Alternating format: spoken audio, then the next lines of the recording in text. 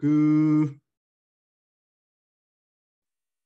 뭐, 제 회사 이름은 메타큐빅이라는 그 회사가 실제로 미국에 있고요. 미국 실리콘밸리에 있고요. 어, 글로벌리즈라는 회사는 뉴질랜드에 있고, 그다음에 ESG 큐빅이라는 회사는 호주에 있습니다.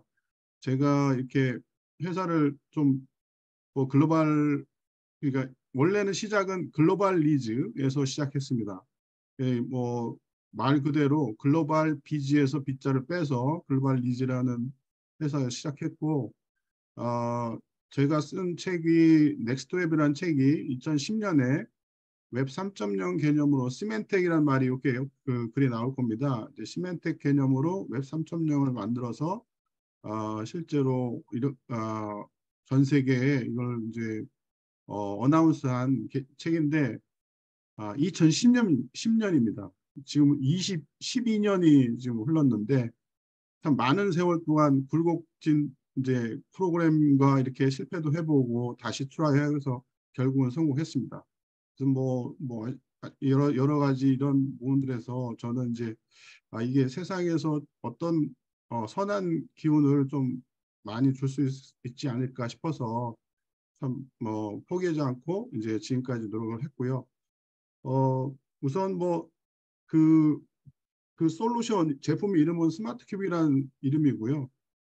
어, 기본적으로 그 웹 3.0은 여러 가지 많은 매체에서 들으셨겠지만 원래 2010년부터는 그때부터 웹 3.0이라는 개념이 시멘틱스라는 이름으로 3.0이 사람들한테 알려졌고요. 아, 그때부터 이제 저희는 제 연구했고 이 오픈 SNS 시메틱스 플랫폼이라는 말은 말 그대로 오픈이란 그 글자 그대로 누구든지 SNS를 의미 있는 기반으로 만들 수 있다 이런 개념으로 생각하시면 됩니다. 요거를 또 이제 정의를 하면 개인화된 이제 개인이 누구한테 의존을 하지 않고 스스로 자기 포탈을 만들 수 있고 스스로 누군가 소통할 수 있는 그런 미들 포탈을 전혀 통하지 않고도 그게 가능하다는 뜻으로 이해를 하시면 됩니다. 그래서 이 제가 좀 용어가 계속 어려운 용어가 많이 나오는데 원래 IT는 용어 없이는 이렇게 어려운 용어를 얘기하지 않으면 이렇게 말이 안 돼서 좀 이해를 해주시고요. 우선 이제 저희 그 순서는 이제 전체 서머리하고 백그라운드, 프로블럼 이슈, 그다음에 이제 그것을 어떻게 해결할 것인지 테크놀로지 솔루션, 그다음에 ESG에 대한 관점으로 어떻게 이거를 또 해결할 것인가, 그다음에 이것을 오늘 제가 중점적으로 많이 말씀을 드려야 될 건 이런 형태로 다이버시티한 플랫폼이 어떻게 나오는지에 대한 설명까지 해드리겠습니다. 어, 가장 큰 부분이 저희는 이제 저희가 이제 이런 한 가지 중요한 부분이 뭐냐면 저희는 이제 이런 가치와 목표가 뭐냐면 어, 저, 여러 민족들이 다 다양한 언어를 쓰고 있는데 이 다양한 언어를 어떻게 소통 기반으로 할 것이냐. 저희는 이제 뉴질랜드에 살았기 때문에 이런 것들에 대한 고민이 많았고요. 그래서 어떻게 하면 그 이민자들이 그 언어적인 소통을 좀 해결할 수 있지 않을까 싶은 생각에서 이 플랫폼을 만들었고요. 저희 플랫폼은 좀 귀찮지만 영어하고 한글을 두 개를 써야 됩니다. 왜냐하면 이런 소통 기반이 기본 그 철학으로 있기 때문에 써야 되시고요. 그 다음에 두 번째는 모든 지역이 서로 소통하고 공동체적인 집단지성을 만들 수 있는 공동체적인 집단지성이 지역 커뮤니티마다 있으면 각각의 모든 지역들이 서로 상생할 수 있게 만들어줄 수 있고요. 그래서 지역 커뮤니티의 그 활성화를 초점으로 많이 했고요. 그다음에 세 번째는 어, 이 다음 세대, 그러니까 지금 세대와 다음 세대가 어떻게 연결고리를 가질 거냐 이런 부분들이 가장 중요하기 때문에 그런 세대 간의 소통을 할 수 있는 플랫폼으로서 세 가지 가치를 가치와 목표를 두고 저희가 이제 개발했고요. 그 기본적인 그 저희 회사 미션은 이런 것을 웹 3.0의 그 어떤 그 가치를 통해서 가상 현실과 현실 세계를 서로 메타버스나 이런 어떤 새로운 패러다임의 뭐 ESG는 어떤 형태든 어떤 정보의 패러다임을 만들어서 세상에 어떤 어나운스 하면서 사회에 기여한다는 저희 회사의 미션이시고요. 아까도 설명해 드렸지만 저희는 회사가 이제 그 메타큐빅 INC라는 회사 미국, 그다음에 이제 연구소 개념은 이제 뉴질랜드의 이제 글로벌 LTD, 그다음에 이제 ESG 큐빅은 전 세계 ESG 디지털 평가 피드백 플랫폼으로 지금 진행하고 있고, 퀸슬랜드 유니버시티하고 호주 정부하고 지금 이제 펀딩에 대한 구조로 진행을 해서 어, 저 2단계까지 지금 올라갔고요. 마지막에 이제 그 3단계에서 진행해서 좀 더 확실한 형태로 ESG가 이제 피드백을 할 수 있는, 평가할 수 있는 그런 플랫폼으로 이제 성장할 것입니다. 그 웹 3.0의 기본적인 개념을 이제 조금 계속 설명을 드리겠지만, 어, 저희가 말씀드리는 ESG에 대한 그 기본적인 컨셉은 뭐냐면 사용자 중심, 또 시민 중심의 그 웹 3.0을 통해서 사람들이 양방향과 다방향, 제가 이제 이게 헷갈려서 여러분들한테 좀 이렇게 양해를 구하는데, 양방향이란 말은 이제 기업과 그다음에 소비자가 양방향으로 피드백을 한다는 거죠. 지금까지는 물론 뭐 그 지금의 인스타그램이나 소셜 네트워크가 어떤 그 양방향 구조가 아니었어요. 왜냐하면 그 기존의 그 페이스북, 트위터 이런 미들맨의 소셜 네트워크 구조들이 그런 양방향으로 그 중간에 그 커미션을 가져가고 또 이런 것들이 좀 문제가 있어서 그런 것들을 좀 더 다양한 형태로 양방향으로 해서 미들맨 없이 이제 한다는 뜻의 양방향이고요. 다방향이라는 뜻은 뭐냐면 어, 아까도 두 번째 가치로 말씀을 드렸지만 지역들이 여러 지역들이 이런 기업들은 그 여러 지역들에서 다방향으로 로컬 커뮤니티를 피드백을 받아야 된다는 거죠. 그래서 그런 것들이 ESG 사회에 기여를 해야 되는 거죠.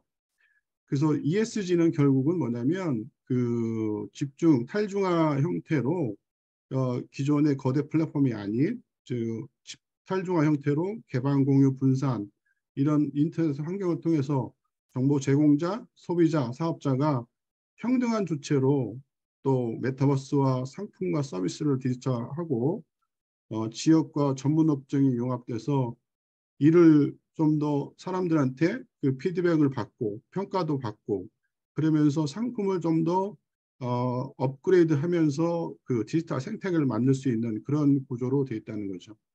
그래서 뭐 저희가 뭐 지금까지 이런 부분들에서 이제 용어적인 측면이 뭐 1차, 2차 혁명이 있고 3차 혁명이 있고 4차 혁명이라고 막 이랬는데 사람들이 잘 이해를 못하는 것이 3차 혁명이 뭐고 4차 혁명이 잘 모른다는 거죠. 이제 3차 혁명은 오프라인 실제 이제 이 뭐 인공지능, 사물 인터넷, 빅데이터, 모바일 이런 수많은 이 융합적인 일이 있지만 결국은 오프라인과 온라인의 어떤 형태로 이제 현실 세계 중심에서 가상 세계 온라인으로 디지털로 하는 것이 3차 혁명입니다. 근데 4차 혁명은 뭐냐면 그렇게 온라인으로 만들어진 그 정보들이 다시 오프라인으로 오는 것이 4차 혁명입니다. 근데 이제 이것의 중심축은 뭐였냐면 기존에 여러분도 아시겠지만 그 수많은 온라인 뭐 B&B라든가 또는 뭐 수많은 이런 업체들이 뭐 우버라든가 이런 온라인 업체들이 오프라인을 지배했었는데 지금은 이제 그런 시대가 이제 이거는 문제가 있다. 왜 그 택시 한 대가 없는 우버가 그 수많은 그 택시 사업자들을 죽이고 또 이렇게 할 수 있는지에 대한 그런 부분들이 좀 패션이었죠. 근데 이제 그 오프라인 중심으로 해서 또 온라인의 어떤 가상세계를 통해서 사람들이 이제 그 새로운 비즈니스 트랜스폼을 일으켜야 되는 시기가 왔다는 거죠. 그래서 그런 것들이 아주 중요한 이슈라고 봅니다. 제가 이제 그 처음에 이 서머리에 이 그림을 넣을까 말까 했는데 가장 중요한 이슈가 뭐냐면 기존의 웹은 웹이 아니다. 제가 넥스트 웹이라고 책을 썼을 때도 그림이 거미줄을 그렸는데 이 두 개의 그림이 아주 여러분들한테 인상적으로 남아야 될 거라고 봅니다. 다른 건 다 잊으셔도 상관없는데 요 그림만은 좀 지금의 세계는 여기 보시면은 Y가 그 스타 형태로 진행이 돼서 이건 웹이 아닙니다. 지금의 웹은 웹이 아니다. 그러니까 이 웹 2.0이죠. 플랫폼 사업자 중심으로 진행이 되기 때문에 보시면 뭐 이 ABC라는 이런 그 사업자들은 여기 보시면은 Z라는 고객과 소통하려면 Y라는 플랫폼 사업자를 통해서 가야 된다는 거죠. 그러면 결국 커미션을 줘야 되고 수수료를 줘야 되는 그런 상황이 되니까 이런 부분들이 가장 문제가 돼서 뭐 지금 앱이라든가 뭐 여러 지금 뭐 안드로이드 앱 뭐 다 마찬가지입니다. 이런 형태로 해서 커미션 수수료가 30%가 넘습니다. 뭐 수수료뿐만 아니라 여러 가지 뭐 보안적인 문제 이런 것들이 굉장히 심각한 거고요. 그러면 제가 저희가 만드는 탈중앙은 옆에 보시면 SC는 스마트 큐빅의 약자고요. 뭐처럼 보이십니까? 거미줄처럼 보이지 않습니까? 이런 부분들이 이제 거미줄이라는 거예요. 진짜 웹이 이런 형태로 이루어지는데 간단하게 말씀드리면 미들맨이 없다는 겁니다. Y가 없어요. 그냥 모든 것이 소통되는 구조로 모든 객체들이 다 소통이 되는데 이게 웹 도메인이라고 생각하시면 됩니다. 예를 들어서 이게 서울에 있는 빌딩이라고 하면 초록색은 이제 서초동에 있는 빌딩이고 노란색은 강남에 있는 빌딩입니다. 이게 근데 T라는 서초동의 빌딩 도메인에서 어떤 유저가 가입해가지고 W라는 강남 빌딩으로 가서 이렇게 보시면 이렇게 연결이 되어 있잖아요. 결국은 T라는 고객 유저가 W라는 빌딩에 가서 소통이 이루어지는 게 실제로 탈중앙입니다. 중앙에서 연결이 안 해도 자동으로 둘이 이렇게 미들맨 없이 연결이 된다는 그런 구조죠. 그래서 이런 것들이 아주 쉽게 이해되는 게 뭐냐면 진짜 거미줄이 웹 3.0이다.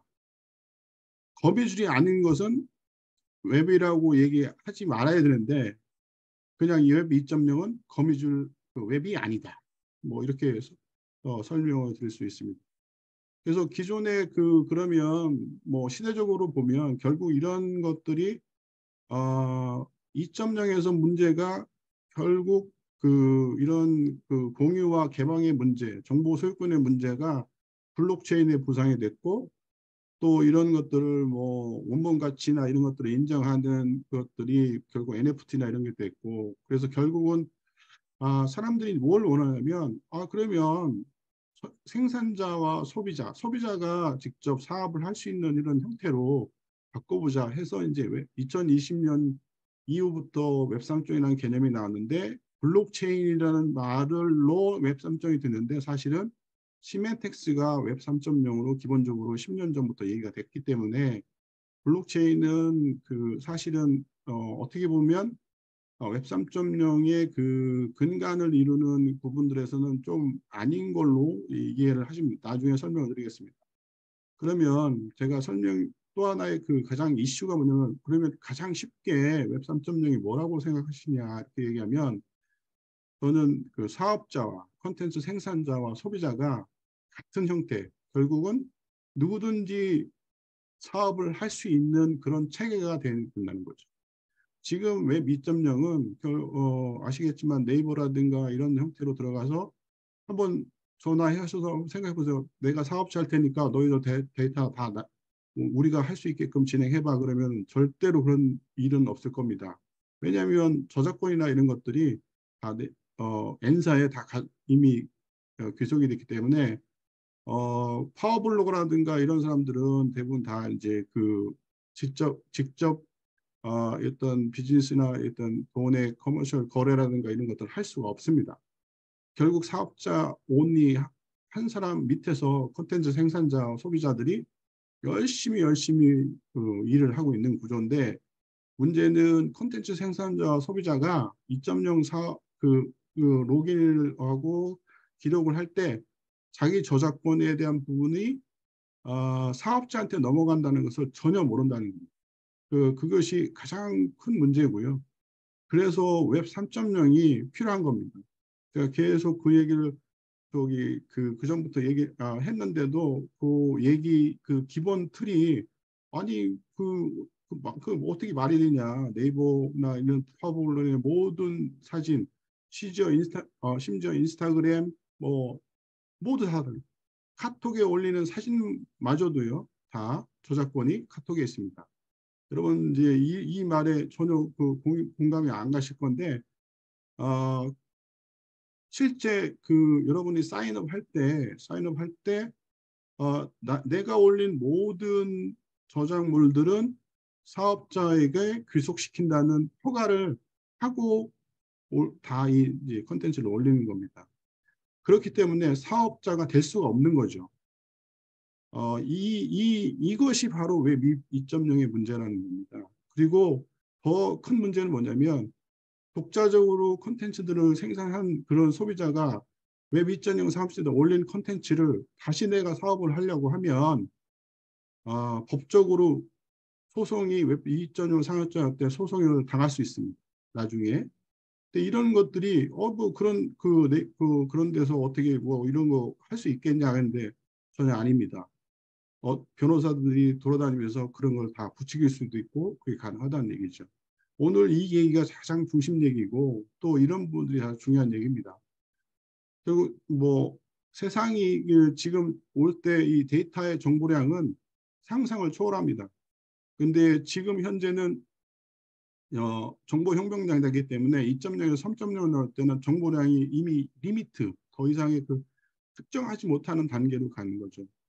지금의 정보량은 한 세기의 정보를 하루에 만들 수도 있는 양입니다. 이게 상상이 안 가는 거죠. ESG 관점에서 보면 도대체 그러면 이 저장 공간을 다 어떻게 했을 거냐 이런 부분들에서 가장 큰 문제가 되는 거죠. 결국 뭐냐면 웹 3.0은 사업자에서 소비자가 가지고 있는 이런 어떤 가장 큰 문제 이런 문제들을 어떻게 독립해서 소비자가 사업자가 되느냐. 사업자가 결국은 소비자가 되고 생산자가 사업자가 되고 이런 것들이 결국은 이제 4차 산업혁명이고 그것이 바로 오프라인 사업자들이 실제로 가지고 있는 것들이 가능하다는 거죠. 좀 기술적인 이 파라다임 시프트로 가장 큰 부분들이 좀 이해를 시킬 수 있는 지금의 현실 속에서 그러면 지금 2020년 단계에서 사람들이 어떤 부분으로 이제 IT 쪽인 이슈가 있느냐 보면 뭐 2010년을 이렇게 보시면 10년 동안 여러분들이 쓰시는 거는 모바일의 IT 플랫폼에 앱스토어를 쓰셨고 앱을 매일 다운로드 받고 SNS, 인스타그램이나 이런 SNS 쓰면서 관계형에 의해서 친구들을 맺었고 결국 이것은 컨버전스 형태로 이루어졌다는 겁니다.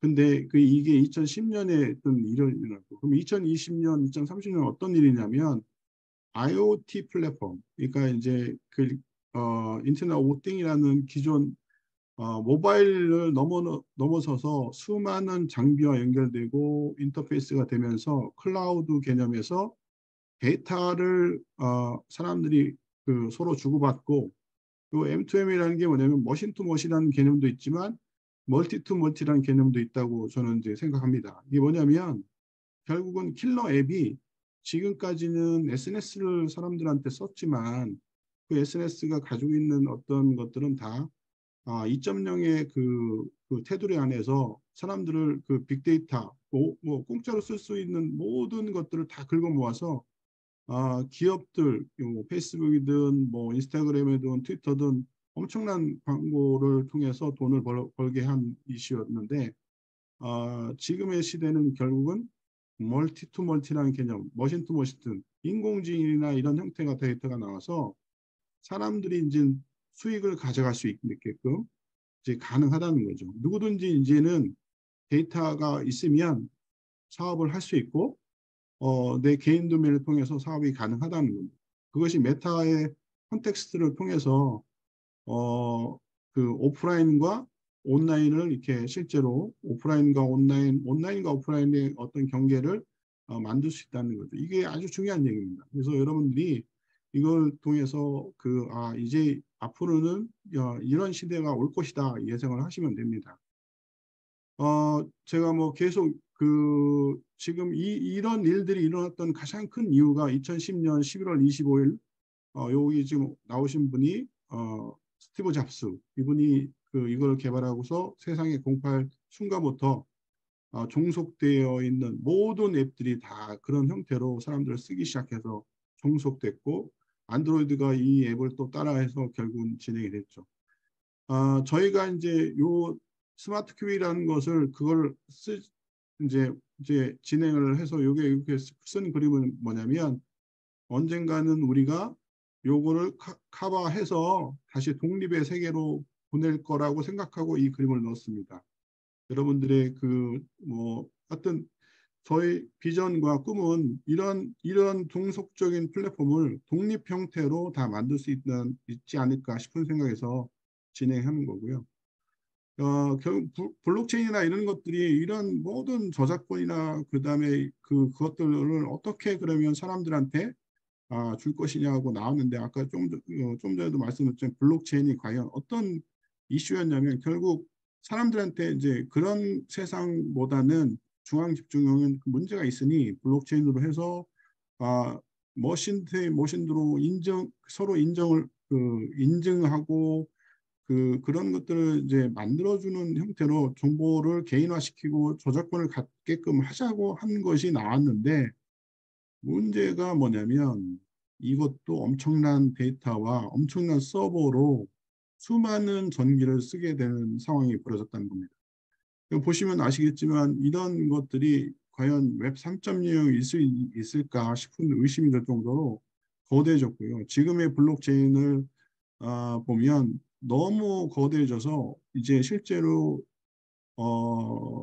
사회적인 기여라고는 생각하지 않을 그런 부분들이 되게 있습니다. 그런 부분들이 이제 저희는 결국 어떤 문제가 있냐면 그러면 이렇게 시작된 원인이 뭐였까? 제가 이제 이거를 했을 때 문제가 가장 첫 번째 문제가 바로 도메인 하나로 시작됐다는 거죠. 왜? 저는 질문이 이런 겁니다. 왜 웹사이트는 데이터를 한번 제가 입력을 하면 웹사이트 하나에만 보여지는가에 대한 질문이었습니다. 그거는 그 질문에서 답을 얻었죠. 하나의 데이터를 웹사이트에 올리는데 웹사이트가 2개도 보이고 3개도 보인다면 이런 문제가 해결이 된다는 거죠. 그거를 저희가 한 개의 웹사이트 주소만으로 인터넷을 문제는 해결의 한계를 풀었다는 겁니다. 그게 이제 웹 3.0의 시작이었고요. 그렇게 해서 진행됐던 것이 뭐냐면 지금까지 정보 생산자와 소비자가 거대한 포털을 통해서 혁신적인 어떤 부분들을 막고 있었다. 그러면 이거를 풀어주면은 결국은 정보 생산자와 소비자가 송유관처럼 어떤 채널을 가지면 자기가 원하는 형태로 여러 가지 채널이 만들어지고 이런 웹 3.0의 기능을 발휘하지 않을까 싶어서 그런 아이디어의 현 앱과 서비스가 결국은 사업자가 정보 생산자고 이런 이제 사용자가 되는 관계에 따라서 충분하게 이건 가능하다. 그러면 그런 것이 이제 맞춤 서비스로 정보 검색이 된다면 이거는 뭐 엄청난 얘기죠. 제가 비유를 들었지만 우리 이제 식수를 생각 한번 해보시면 됩니다. 식수 혹시 저희가 이제 요 수도를 틀으면 물이 나오는데 이게 사실은 어디서 나오냐면 한강 이외 식수원에서 오는 거죠. 근데 그 식수원에서 오는 데이터가 집으로까지 가는 때는 어떻게 가냐면 결국은 파이프라인을 통해서 가는 거죠. 그걸 데이터라고 한번 생각해 보십시오. 그러면 데이터가 사람들한테 사람들이 갈 때 스마트폰이 이 수도라고 생각하시면 됩니다. 그러니까 결국은 내가 어떤 그 수도꼭지를 여러 수도꼭지를 틀어놓고 만들어 놓고 이걸 틀으면 이거는 ESG 관련 데이터, 요거는 뭐 엔터테인먼트 관련 데이터 이렇게 수도관을 다 만들어 놓으면 정보의 그 수원지 원천에서 올 수 있는 파이프라인이 연결되면 그게 가능하다는 거예요. 이게 이제 저희가 만드는 새로운 개념의 맞춤형 온디맨드 시스템이 가능한 웹 3.0의 그 컨셉입니다. 그렇게 하려면 이제 이 세 가지의 어떤 기본적인 되는데 이게 좀 어려운 얘기인데요. 비동기가 동기적이 돼야 되고 의미 기반이 통합이 돼야 돼요. 근데 뭐 이거는 뭐 시멘텍스란 말은 뭐 이제 나중에 다 읽지만 세 번째가 중요합니다. 시간과 공간을 초월한 심리스 커넥티브가 되는 거죠. 이 세 가지가 제가 한 얘기가 아니고요. 전 세계 수많은 사람들이 그 웹 3.0을 기다리고 있는데 그 연구하는 모든 연구자들이 뭐라고 했냐면 요 세 가지가 되면 실제로 그게 가능하다. 어려운 용어에서 이해하실 필요도 없고 그런데 이 세 가지가 됩니다. 저희 플랫폼은. 그래서 결국은 그것을 어떻게 만들 것이냐에 대한 부분은 인터넷 주소를 어떻게 결정하고 개인정보를 얼마나 안전하게 보호하면서 속도를 실제로 속도를 빨리 할 것이냐 이런 부분들이 이제 충분히 그 감안이 돼야 된다는 거죠. 그래서 결국은 실시간이면서 모바일이고 의미 검색이 돼야 되는 이런 형태로 만들어지는 것이 웹 3.0이고요.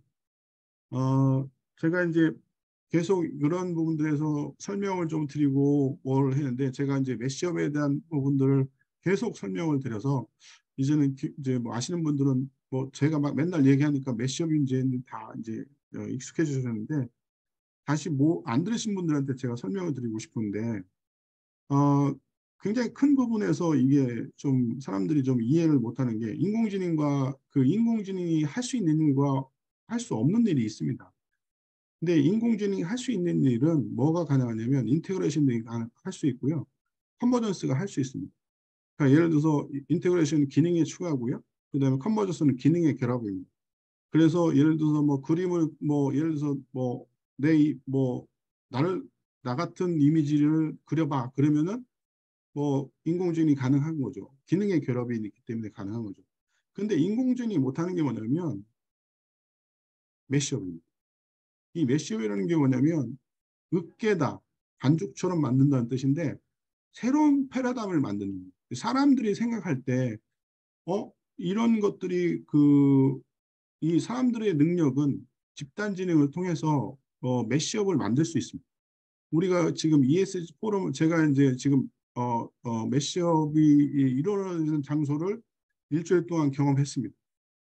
이 포럼이 메시업의 그 장소였다고 저는 느꼈는데 새로운 패러다임이 여기서 창출이 됐을 것 같고요. 그런 사람들의 집단 진행이 결국은 ESG가 이런 디지털로 새로운 분야로 나갈 수 있겠다는 것들이 만들어지면 이거는 굉장한 패러다임의 탄생이고 굉장한 혁신이라고 저는 생각합니다. 그러니까 기존에 그러면 그런 집단 진행이 이루어질 수 있게끔 진행하는 것이 중요한 거고요. 그러면 하나 예를 들어보겠습니다. 인테그레이션과 컨버전스가 이루어지는 그 수조를 제가 뭐 하나의 예를 들어 수조와 이제 이런 것들이 인테그레이션의 기능이라고 보시면 됩니다.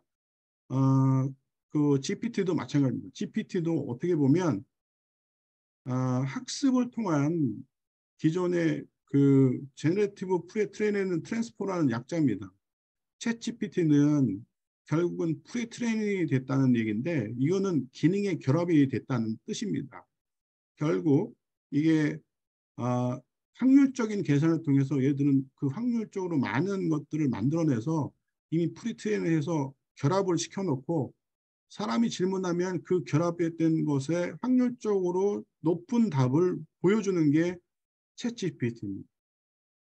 근데 챗GPT한테 메시업의 기능을 만들어서 아래 같은 형태, 그러니까 무게 함량이 같은 저울인데 이런 형태로 목의 함량이 인식된 저울이 달린 개인 맞춤 수조를 만들어 봐. 무슨 얘기인지는 이게 패러다임의 분야에 새로운 혁신이 이루어지는 분야인데 이것들을 만들 수 있는 근거도 없고요. 새로운 분야이기 때문에 이 트레인된 데이터에는 없는 거기 때문에 얘가 스스로 생각할 수 있는 것들은 없다는 거죠. 그래서 그런 부분들이 가장 중요한 얘기입니다. 그래서 이 메시업에 대한 부분들이 얼마나 중요한지는 이제 뭐 나중에 여러분들이 이제 결국 사람이 할 일은 메시업밖에 없다는 거예요. 근데 그러면 그 전에 그런 메시업이 어떤 게 일어났느냐 하면 블로그나 제가 보면 이제 이 SMS가 숏 메시지 서비스인데 모바일로 SMS를 보내는데 단문 메시지를 보내는 거 아니죠. 근데 이제 그거를 블로그하고 매시업을 했더니 트위터가 만들어진 겁니다. 이 트위터는 굉장히 파괴적인 게 뭐냐면 SMS처럼 단문 메시지를 보내는데 블로그가 합쳐진 거예요. 굉장히 파괴적입니다. 그래서 지금 뭐 그 머스크도 이거를 인정했고 그래서 인수하는 금액이 어마어마한 거였죠. 그래서 그게 아주 중요한 이슈였고요. 근데 이제 저는 이제 생각할 때 그러면 메시업을 또 하나 있다. 저는 이제 생각하는 게 웹과 웹이 메시, 도메인과 도메인, 두 개의 도메인, 다른 도메인이 메시업을 하면 뭐가 만들어질 것이냐. 이것이 중요한 거인데 멀티 릴레이션십. 왜냐하면 이 두 개의 웹은 뭐가 생성이 되냐면 메시업이 생성이 되는 거예요. 왜냐하면 이 웹과 이 웹은 도메인 소유주가 다르고 이 소유주가 다르고 거기에 고객들이 다르면 이 두 가지의 웹들은 릴레이션십이 멀티로 형성이 될 거라는 거죠. 그러니까 결국 그건 새로운 패러다임이 되고 새로운 분야가 돼서 메시업이 된다고 하는 거고요. 그런 그 멀티 릴레이션 웹을 MRW라고 하는데 MRW가 다시 VR, 웹 XR을 만나면 새로운 분야의 메타버스가 만들어지는 거예요. 그래서 새로운 분야의 메타버스는 기존의 메타버스가 완전히 다르죠. 그러면 기존의 메타버스와 새로운 분야의 메타버스를 다시 합치면 유비쿼트가 되는데 이게 다 메시업의 기능으로 진행이 되는 겁니다. 저희가 이것들을 다 지금 진행하고 있고요. 그래서 메타버스까지 나오고 유비쿼터스 나온 웹 4.0까지 진행할 수 있는 이런 패러다임을 저희가 진행하고 있습니다. 그래서 이것들이 이제 중요한 부분이고요. 그러면 뭐 단순히 IT적인 분야를 떠나서 뭐 메시업의 또 다른 분야들이 되게 많아요. 그래서 뭐 과학기술이라든가 경제사, 인문 이런 부분들이 이제 그런 것들이 중요한데 이런 것들을 사람들이 인문에 대해서 잘 무시하고 지금 뭐 취직도 잘 안 된다고 하지만 사실은 아주 중요한 거예요. 인문 분야가 왜 중요하냐면 인공지능을 이길 수 있는 메시업의 가장 기초적인 것들이 다 인문 분야에서 나옵니다. 그래서 그런 것들을 서로 이해하시면 굉장히 큰 부분들에서 공유 경제나 이런 것들이 가능한 거죠. 그러면 결국 아까도 그림 제가 이제 이 그림은 두 번째 그림인데 이것이 결국은 왜 매시업이 안 되냐에 대한 것들을 그림을 그리는 게 바로 요 종속적인 관계이기 때문에 매시업이 안 되는 거예요. 왜냐하면 여기 있는 데이터들이 다 라이센스가 누구한테 있냐면 Y가 있기 때문에 Y가 매시업을 안 하면 누구든지 할 수가 없는 거예요. 사업적인 구조까지 가야지 매시업이 되는데 그런 것들은 할 수가 없어요. 그러니까 뭐 결국은 종속적인 관계에서 모든 플랫폼, 웹사이트 뭐 이런 쪽에서 진행하는 그런 것들은 앱이나 이런 것들은 결국 매시업이 할 수가 없다는 것이 결론입니다. 그래서 그러면 이런 문제에서 또 이제 저희가 ESG를 하지만 ESG도 이런 매시업에 대한 문제가 있습니다. 결국 그런 것이 분야별로에도 매시업을 하고 싶지만 전문적인 그 분야별 그 플랫폼 예를 들어서 환경에 대한 문제를 사람들한테 소통하고 싶지만 모두 다 나눠져 있고 저작권조차도 웹 2.0 사업자한테 갔기 때문에 그런 사업자들을 통해서는 컨텐츠는 매시업을 할 수도 없고요. 그리고 개인과 기업들이 소통할 수가 있는 다양한 그런 채널도 없어서 굉장히 큰 문제가 있는 거고요. 그래서 그런 것들이 또 다른 문제를 얘기가 뭐냐면 그럼 개인들 말고 기업들은 어떤 문제가 되냐면 기업들은 ESG 정보 공개 의무를 지금 굉장히 부담스러워합니다. 뭐 문서 작업이 뭐 끝이 없을 거고요. 그 이해 당사자는 그 피드백이 오는지도 안 오는지도 모르지만 결국 그런 것들이 양방향도 안 되니까 결국 피드백도 안 되고 결국 문서 작업만 끝내고 보고서 위주로 진행했지만 뭐 1차, 2차 벤더들은 뭐 그렇다 쳐도 3차, 4차 하청 일반적인 기업들, 중소 기업들은 전혀 그런 뭐 데이터도 없죠. 그러니까 결국 스코프 3 단계에서는 피드백이나 이런 정보에 대한 ESG에 대한 데이터가 전혀 들어오지 못하는 그런 게 할 수 있다는 겁니다. 그래서 그런 것들이 피드백이나 그 ESG 기업을 어떻게 이제 어떤 플랫폼을 기획하고 피드백을 받는가에 대한 질문과 그다음에 이제 메타버스를 통해서 어떻게 또 평가를 받는가 또는 ESG 신규 이게 지금 ESG 신규 고객이라는 게 하면 MZ 세대입니다. 그 MZ 세대들은 ESG 상품을 좀 더 활용해서 지구를 보호하고 싶은데 어떤 상품이 어떻게 진행이 되는지를 알 수가 없다는 거죠. 그런 것들이 아주 큰 문제인데 결국 그건 거대 포탈이 이걸 막았고 그것들 수익 구조로 다 있기 때문에 이런 부분들이 이제 정부 생산자와 소비자의 직접 연결을 저해하면서 또 이런 소비자들이 가지고 있는 그런 그 어떤 형태든 문제가 좀 심각할 수 있는 거고요. 그리고 가비지 정보 많이 나오고 개인들이 결국은 원하는 건 뭘까? 결국 개인과 소비자들은 보상 획득을 원합니다. 그리고 동등한 평가와 피드백을 원하면서 수익 구조를 배분을 원하는 거고 사업자만 갖지를 너희들은 왜 갖냐? 사업자들이 갖는 피드백을 아니 사업자들이 갖는 것들을 우리한테 나눠줘 하는 게 유튜브에서 진행된 건데 유튜브에서 수익 구조가 발견됐는데 그게 여러분들 생각할 때 어느 정도 뭐 퍼센트로 생각하십니까? 제 생각에는 5%도 안 됩니다. 유튜브가 가진 수익의 5%도 안 되는 금액을 이제 그 뭐 골든 뭐 그런 또 해가지고 뭐 이제 드는데 분명한 건 뭐냐면 그 사업자들이 모든 수익과 이런 것들을 다 갖는다는 거죠. 그래서 그런 것들이 굉장히 큰 문제가 있는 거죠.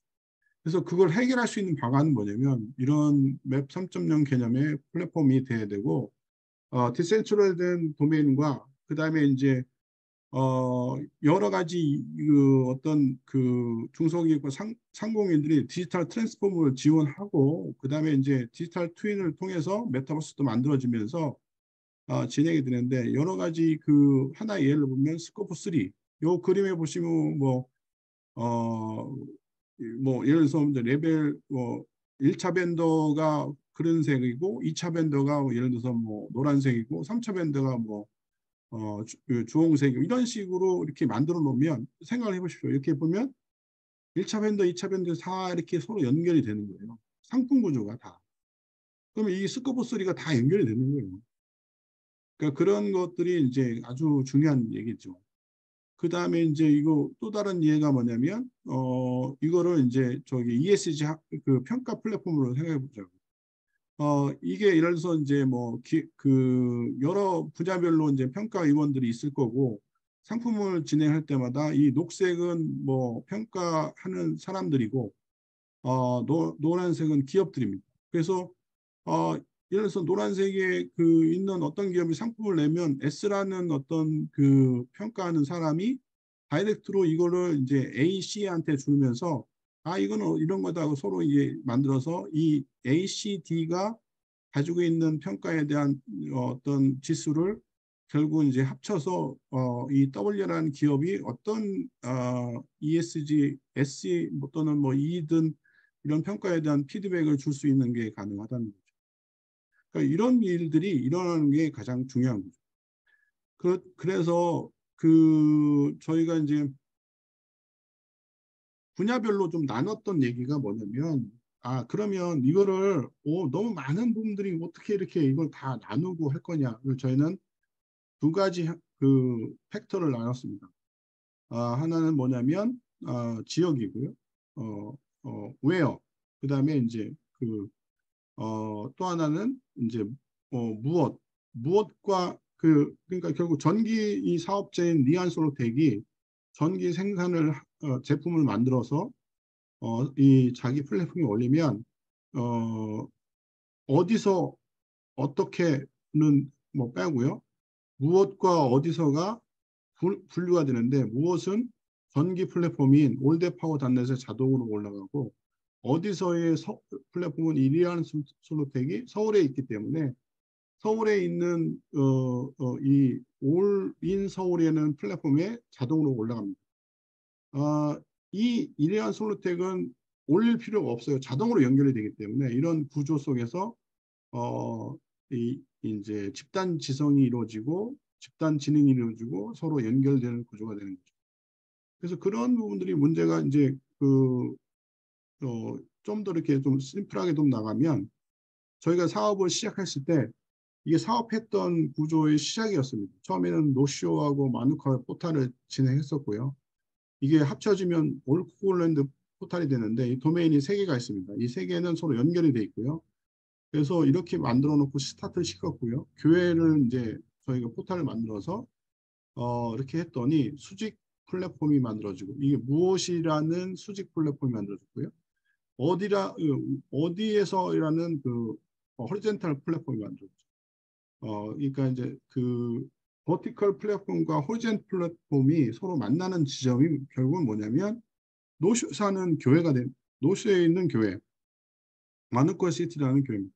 이 뉴질랜드 실제 있는 도시고요. 실제 도메인이 있는 거를 저희가 진행했던 거고요. 그랬더니 이제 다음 넥스트는 실리콘밸리에다가 또 포탈을 만들었습니다. 그랬더니 실리콘밸리에는 교회가 연결이 자동으로 연동이 돼서 실리콘밸리 교회도 바로 보일 수 있게끔 진행이 된 거죠. 이런 식으로 지역이 이게 이제 아까 다방향이라고 말씀드렸던 다방향 커뮤니티가 바로 이런 얘기입니다. 이게 한 방향이 아니라는 거예요. 한 지역에서 이제 실제로 있는 건데 이걸 처치를 기업이라고 생각해 보시면 이런 데 진행이 되는데 자, 그 얘가 올인원 처치가 예를 들어서 이제 그 버티컬 플랫폼입니다. 처치 플랫폼이죠. 여기는 교회 플랫폼, 교회의 모든 것이 들어가 있는 플랫폼이고요. 올인 오클랜드는 지역 플랫폼입니다. 그러면 지역 플랫폼에 여기 보면 주일 예배 설교를 클릭하면 요게 나오고요. 그 목사님들 설교가 주일 예배 설교하는데 여기 올인원 처치의 주일 설교를 클릭하면 또 목사님 설교하는데 이 2개가 똑같은 거예요. 그러니까 결국은 버티컬과 실제 버티컬과 호리젠탈이 만나는 곳이 이 만나는 것이 똑같다는 의미는 뭐냐면 어떤 교회든지 여기다 올리기만 하면 이 2개의 플랫폼에 자동으로 올라간다는 뜻입니다. 그러면 이거를 ESG로 뭐 상상을 한번 해보시면 이게 파워라는 ESG가 있다고 치면 그 ESG에 있는 들어오는 이런 그 지역들이 어떤 업체는 뭐 실리콘밸리도 있고 어떤 업체는 마누카에 있는데 지수를 예를 들어서 뭐 마누카에 있는 사람이 전기업체 ESG를 제대로 했는지 안 했는지는 요 가산점을 줄 수가 있고요. 그리고 실리콘밸리 업체는 여기 있는 사람들은 또 실리콘밸리 있는 사람이 진행하면 가산점을 주는데 만약 오클랜드 마누카에 있는 사람이 실리콘밸리 업체의 그 파워 업체를 평가를 하면 가산점이 좀 떨어집니다. 왜냐하면 전혀 연관이 없는데 이런 되는 거죠. 결국 지역사회 커뮤니티가 그렇게 연동이 되는 개념으로 진행이 된다는 거죠. 뭐 똑같이 학교나 이런 식으로 해서 지금 현재 저희가 지금 진행을 보면 50개 정도 현재 지금 진행이 되고 있고 이제 계속 이제 확장 나가고 있는 상황입니다. 그렇게 되는 상황이 결국은 이제 온톨로지 개념이 된다는 게 시멘텍스라는 개념으로 모든 게 다 이제 하이라르키 구조로 되면서 사람들이 이제 지역과 그다음에 이제 그 버티컬의 그 업종별로 분류가 되면서 사람들이 결국은 SNS에서 탈출해 가지고 자기만의 사이트를 만들면 이렇게 기업들과 융합돼서 사업이 가능하고 자기만의 사이트에서 사람들을 팔로우하면서 빅데이터를 자기가 컨트롤하면서 진행이 되는 거죠. 이게 이제 진정한 이제 독립 형태의 이제 구조가 돼서 그러면 확대되면 여러 가지 영역, 기업과 전문 영역, 서비스 영역, 지역 영역, 기술 영역, 커뮤니티 영역, 학교 영역 되게 많거든요. 이런 영역들이 결국은 이제 플랫폼의 사업자들을 저희가 이제 이렇게 다 묶어서 이제 진행이 됩니다. 그러면 마지막에 종착역은 누구냐면 결국 개인들이 개인 포탈이 가능해서 웹사이트를 자기 주소로 만들어서 스타트 시키면 이런 그 위에 제가 설명했던 이런 영역에서 다 어떤 도메인인지 들어가기만 하면 자기 사이트가 생기고 자기 사이트는 그 영역에서 하나의 자기 도메인 주소를 활용해서 명함이든 어떤 뭐 블로그든 뭐든지 다 가능하고요. 심지어 이제 뭐 나중에 채팅도 가능하고 블록체인도 가능하게 이제 진행해서 모든 회원기업들은 도메인이 부여가 되고 QR이 부여가 됩니다. 여러분들이 그 실제로 이제 이번에 포럼에서 QR을 다 이렇게 만드셨는데 그 QR은 나중에 이제 여러분들이 로그인하셔서 이제 오늘 첫째는 이론을 강의하고 두 번째 시간은 잠깐 이제 실습을 할 건데 여러분이 업데이트 시키면 이제 여러분들의 그 블로그가 되고 여러분들만의 그 주소가 되고 그리고 여러분들만의 독립된 사이트가 돼서 이제 운영을 할 수가 있고 그 주소를 명함에다 박으면 그 사람들한테 보여주고 나 SNS가 어떻게 되고 이런 것들은 뭐 페이스북이나 인스타그램에 그 주소로 날리기만 하면 됩니다. 그럼 사람들이 그걸 따라오고 팔로워가 되는 거죠. 결국 이런 형태가 되는 건데 이런 부분들이 이제 결국 그 개인과 개인 간의 미들맨이 없이 이 스마트 큐비의 요 그림을 통해서 간다는 뜻은 이 스마트 큐비는 프로토콜이기 때문에 미들맨이 아닙니다. 그래서 다이렉트로 서로 소통한다는 뜻이고요. 그래서 소통이 돼서 결국 개인 사이트들이 이렇게 연결되는데 지금 하나의 예를 들어볼게요. 이게 지금 올드파워단데 지금 한 대표님이 이 실제로 이제 전기 플랫폼을 하시는데 여기 올드파워단넷이라는 사이트가 있어요. 이 사이트 안에는 지역별로 전 세계 모든 전기 사업자들이 다 모아져 있습니다. 보시면 이제 그룹.코리아, 그룹.nz 이런 식으로 여기 보면 올드파워단넷 그룹 슬러시 코리아 하면 요게 뜹니다. 요 그림이 여기 보면 이 한국에 있는 모든 전기 사업자가 보이는 거죠. 그 중에 여기서 제신정보라는 그 업체를 클릭하면 이렇게 그 개인 컴퍼니 그러니까 인디비주얼 컴퍼니 사이트가 이렇게 뜨는 거죠. 누르면 그 인디비주얼 사이트는 그 안에 있는 상품들이 보입니다. 하이라키 구조로 되는 거죠. 그러면 그 주소는 뭐냐면 올드파워.net 슬러시 유저 슬러시 제신인포입니다. 오늘 강의 들으시는 한 대표님이 요 소유주가 되는 거고요. 요 플랫폼의 소유주인데 샘플로 이걸 만들어낸 거고. 그리고 그 QR을 명함에다 받고 이렇게 돌아다니면서 이걸 클릭하면 진행이 되는데 자, 생각을 해보십시오. 그러면 다른 회사들도 다 똑같이 이런 구조로 된다는 거예요. 그런데 더 하나 중요한 건 뭐냐면 바로 위에 회원가입이 있습니다. 이게 개인 사이트를 통해서 회원가입하면 여기에 회원가입을 누르잖아요. 그러면 요 유저를 통해서 리퍼럴 아이디를 실제로 요구해서 리워드가 발생되는 형태가 진행되는 거죠. 그러면 이 유저를 통해서 가입된 회원들은 점수는 이 재신 정보가 받는 거고 또 이 회원 가입한 또 A라는 회원은 또 B라는 회원을 받아서 또 점수 리워드가 받는 형태로 진행이 되는 그런 구조가 됩니다. 그리고 그런 구조로 이렇게 하이라키 구조가 나가는데 이거는 이제 뭐 여러 가지 그 교회나 이런 것들이 조직적인 문화가 대부분 다 있기 때문에 부서별로 다 연결이 되는 거예요. 그룹이라는 것은 여러 형태로 이루어지죠. 오늘 제가 허 부의장님한테 QR 하나 보내드렸습니다. 그래서 그 QR이 결국은 이제 정의원이 있고 참가자가 있고 발표자가 있어서 이번에 저희 이번에 이제 그 포럼에서 그거를 들어오실 때 저희가 설명을 좀 덜 드려가지고 죄송한데 참가자는 참가자고요. 정의원은 정의원이고 이런 식으로 해서 정의원 그룹이 있고 또 이제 이 정의원 그룹은 다시 정의원들을 또 가지고 있고 또 참가자들은 또 참가자 그룹이 있어서 참가자 그룹에 또 멤버십이 있는 거죠. 이렇게 하이라키 구조로 진행이 되는 것이 시멘텍스의 그 기본 원리이기 때문에 그게 가능하다는 거죠. 그러면 이런 것들이 개인으로 다 개인 사이트가 다 생기면 어떻게 이제 그러면 서로 다방향으로 연결이 되냐면 요 지금 저희가 진행하는 교회, 학교 뭐 이런 쪽에서 다 이 회사들이 이런 컨텐츠를 서로 주고받을 수 있다는 거예요. 개인 대 개인으로.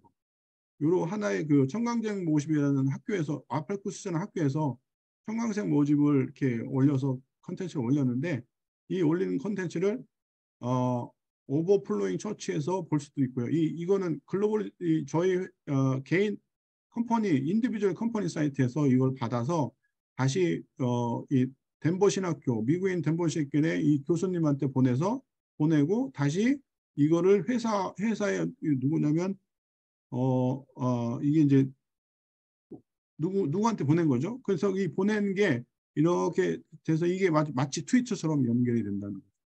다방향으로 연결된다는 거죠.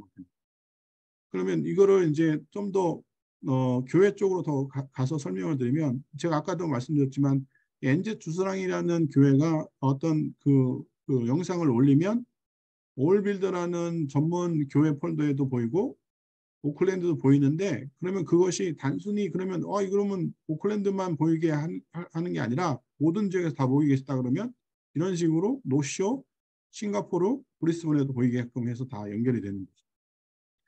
굉장히 파워풀하고요. 결국은 이 지역 포탈은 수많은 콘텐츠를 굳이 뭐 사람들한테 영업을 안 해도 이런 형태의 그 콘텐츠가 다 수용이 돼서 이게 이제 그렇게 되면 참조를 하는 형태이기 때문에 구글에서 굉장히 많은 그 링크 리워드가 이제 업에 대해서 서치가 이제 많이 진행이 돼요.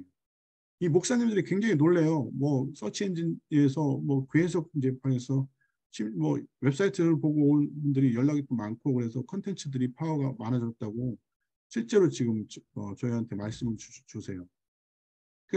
결국 그러니까 지금까지 제가 이제 테크놀로지에 대한 솔루션을 계속 설명드렸는데 그림을 이해하실 때 아까 계속 그 제가 웹 3.0이 사업자와 생산자와 소비자가 같아야 된다고 말씀드렸잖아요. 근데 지금의 구조 페이스북 트위터는 어떻게 되냐면 여기 그림을 보시면 그 투디멘전이라는 거예요. 빨간색이 사업자고 컨텐츠 생산자하고 소비자하고 이렇게 연결돼서 그 밑에서 열심히 사업자를 위해서 열심히 노력하지만 결국은 사업을 못하는 거죠. 그렇게 결국 저작권도 뺏기고 다 뺏기면서 열심히 노력했지만 나는 알렸다. 그거면 되지 않냐 하지만 끝까지 그렇게 가는 겁니다. 그게 심각한 문제예요. 결국 저작권도 뺏기면도 모르고 진행이 되죠. 뭐 여기 뭐 네이버 다 똑같아요. 그런데 스마트 큐빅이라는 이 플랫폼은 사업자들이 도메인만 따면 여기 빨간색이 다 이렇게 만들어집니다. 자동으로. 그래서 결국 3디멘전이 되면서 사업자, 콘텐츠 생산자와 소비자가 다 같아지는 거죠. 여기서 두 가지가 있는데 이 용어를 보시고 또 질문하시는 분들이 그러면 여기 중에 가입한 사람들의 사업자가 아는 분도 있다 그러는데 저는 뭐라고 얘기해야 되냐면 2.0은 컨텐츠 생산자 소비자가 사업자가 될 수 없는 환경이고요. 3.0은 생산자가 소비자가 도메인을 안 따고 그냥 다른 도메인에 들어가면 사업자는 안 돼요. 근데 사업자가 나는 하겠다고 독립하면 도메인을 따서 나가면 바로 사업자가 될 수 있는 환경입니다. 요게 다른 거예요. 그러니까 여러분들이 이걸 잘 들으셔야 돼요. 왜냐하면 기존의 방법은 뭐냐면 될 수 있는 것과 아닌 거의 차이인 거예요. 그러니까 2.0은 안 되는 거고요. 사업자가 아싸리. 3.0은 될 수 있다. 도메인을 따셔라는 거예요. 오늘 저기 수익 구조를 대표님, 부장님 말씀하셨지만 이거 도메인을 따시라고. 독립 도메인을 따시면 사업자가 되시는 거예요. 그러니까 사업자가 될 수 있는 구조이기 때문에 3D 면접이 되는 거예요. 만약에 지금 이제 제가 이제 오늘 이런 말씀을 드리긴 좀 그런데 이래서 이제 그 학회에서 뭐 이거 듣더니 좋더라. 그러면 그럼 나도 도메인 딸게. 그러면 도메인을 따면 독립이 되고 그 독립된 도메인은 그 ESG 학회와 분리되는 게 아니고요. ESG 학회와 콘텐츠가 연결이 돼요. 사업자 되면서 이제 연결이 된다는 구조. 그게 중요한 겁니다. 그러니까 그렇게 돼서 그것까지 끝이 아니고요. 그 다음에 메타버스로 넘어가는 거예요. 근데 메타버스는 또 다른 얘기가 뭐냐면 기존에 이제 저희가 이렇게 계속 설명을 드렸지만 메타버스는 2.0 관계에서 이루어지는 모든 것들은 제가 이렇게 메타버스 이 그림을 다시 설명을 드리면 요 상태로 메타버스를 만들면 어떻게 될까요? 결국은 이 빨간색을 위해서 열심히 사람들이 또 노력하는 거예요. 지금의 이제 그 로블록스 제페토 다 이런 형태입니다. 이 빨간색을 위해서 열심히 만드는 거죠. 그러면 이게 메타버스가 어떻게 될까요? 메타버스가 현실 세계하고 똑같이 될까요? 전혀 안 됩니다. 근데 이 메타버스가 이런 형태로 이루어지면 이게 빌딩 주인이고 상점 주인이고 다 돼서 이런 형태로 메타버스가 이루어지면 현실 세계와 똑같은. 그 메타버스란 말은 결국은 메타와 유니버스에 합쳐진 말인데 현실 세계와 똑같이 만들어지거든요. 그런 것들이 도메인화돼서 만들어지면 결국은 이 메타버스가 현실 세계와 똑같이 이루어지고 누구든지 사업자가 된다는 거죠. 그게 아주 중요한 얘기입니다. 그래서 그게 결국은 VR이나 AR이나 이런 것들, XR 지금 이런 구분을 했을 때 메타버스들이 굉장히 어려워지고 컨텐츠가 없는 이유가 뭐냐면 그 2.0의 방법으로 사업자를 위해서 한 사업자를 위해서 열심히 만드는 그런 걸로 했기 때문에 사람들은 자기 것이 아니고 사업을 할 수가 없기 때문에 컨텐츠를 안 올리는 거예요. 그러면 컨텐츠가 없기 때문에 사람은 한 번 들어왔다가 두 번 들어왔다가 세 번째는 안 들어와요. 왜? 재미가 없거든요. 컨텐츠가 안 되고 그러니까. 그런 부분들이 이제 문제가 있는 거예요. 그러니까 그런 것이 사람들한테 VR 구조로 가도 이런 이제 알고리즘이나 이런 것들 뭐 이거는 이제 다 넘어가겠습니다. 그래서 개인 사이트를 만들면서 디지털 집단을 만들고 여기서 보시면 이거 개인 사이트가 결국은 어떻게 중요한 거냐면 스타트가 디지털 집단 중에서 검색 플랫폼을 연결하면 참조를 하기 때문에 그 참조하는 것들이 여러 가지 디바이스와 이렇게 연결돼서 사람들이 디바이스가 뿐만 아니라 여기 보면 페이스북, 트위터 이런 것들이 요 개인 사이트 밑으로 다 퍼지게 돼 있어요. 이게 무슨 얘기냐? 기존에는 지금까지는 사람들이 페이스북으로 정통으로 그냥 페이스북에 콘텐츠를 올렸어요. 그럼 올리면 사람들이 그냥 페이스북 올라오죠. 근데 이 개인 사이트가 시작되면 다 이 밑으로 붙어버려요. 그러니까 페이스북, 트위터, 이 인스타그램은 개인 사이트를 위한 광고 모델로 바뀌어버리는 거예요. 개인 사이트가 먼저이고 그 다음에 이제 그 인스타그램이나 이런 것들이 이제 진행이 되는 거죠. 근데 이게 그 사람만 되냐? 아닙니다. 빌딩 도메인도 되고요. 뭐 여러 집, 뭐 아파트 도메인도 되고요. 수많은 도메인들이 다 이렇게 연결돼서 저희 그 사람과 빌딩 도메인과 연결되고요. 그런 형태로 이제 이루어진다고 보시면 됩니다. 너무 복잡한 얘기지만 그래서 그 빌딩 도메인이 연결되는 구조가 바로 이겁니다. 이 encdream.com이라는 게 보시면 이 빌딩입니다. 근데 그 ENC드림 세븐 빌딩이라고 해서 구로구 디지털 그 구로 디지털에 있는 빌딩인데 보시면 여기에 있는 이 빌딩 이름을 encdream.com이라고 해서 빌딩 도메인으로 바꾼 거예요. 근데 여기에 2층에 찡띠엔이라는 가게가 있어요. 찡띠엔이라는 샵이 있고요. 이 찡띠엔 샵의 가게는 짬뽕을 파는 가게고요. 그런데 이제 그 저희가 만든 그거는 결국은 주소 체계를 만드는 시멘틱 구조로 바꾸니까 빌딩 도메인뿐만 아니라 여기 구로구, 이 구로구에 있는 주소도 올즈밸리닷컴으로 매핑하고요. 그리고 서울도 올인 서울로 매핑하는 거죠. 그래서 서울에 있는 지역의 그 플랫폼은 결국은 이 서울에 있는 것들만을 이 서울 플랫폼은 자기가 열심히 구로구, 강남구 다 모아서 사업을 할 필요가 없어요. 구로구에 있는 이 사업자가 열심히 만들면 서울에 있는 이 플랫폼에 자동으로 연결됩니다.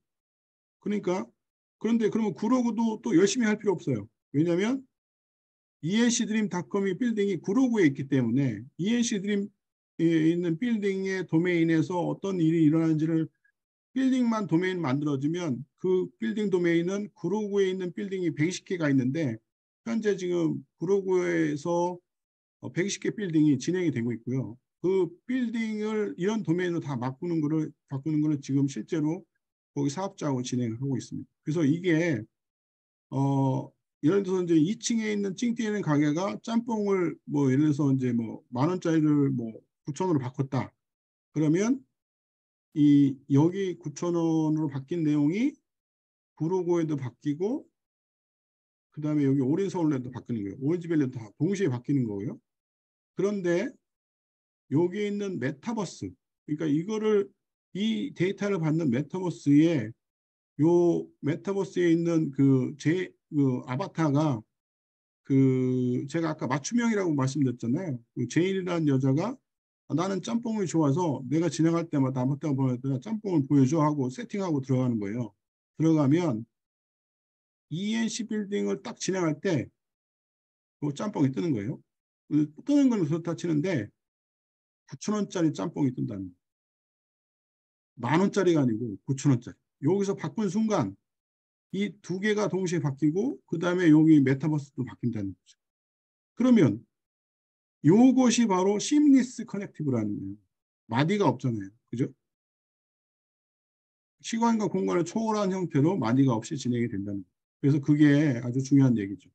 그래서 그게 결국은 사람들이 어떤 공간 분양이라든가 이런 것도 가능하고요. 저희는 뭐 비즈니스 모델이 워낙 많으니까 어떤 형태든 저희가 이제 뭐 메타버스와 연결되는데 그동안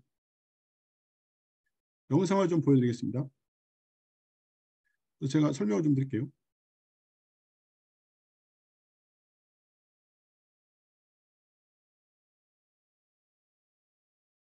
이 메타큐빅이라는 용어 이제 그 비즈니스 모델인데 이제 오클랜드가 세 개의 빌딩이 있습니다. 이제 시빅 시애터, 스카이 타워, 아트 갤러리가 있는데요.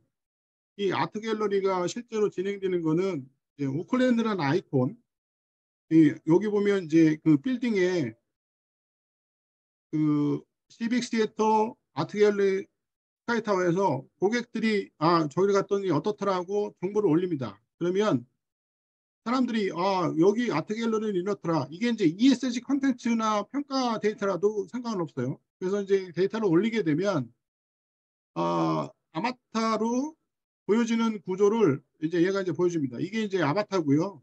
이게 오클랜드 아이콘입니다. 그래서 이제 아바타가 들어가는 구조입니다. 이게 제가 샘플링으로 만든 겁니다. 보시면 이 아바타가 지나가면서 이렇게 데이터가 뜨죠. 보이시나요?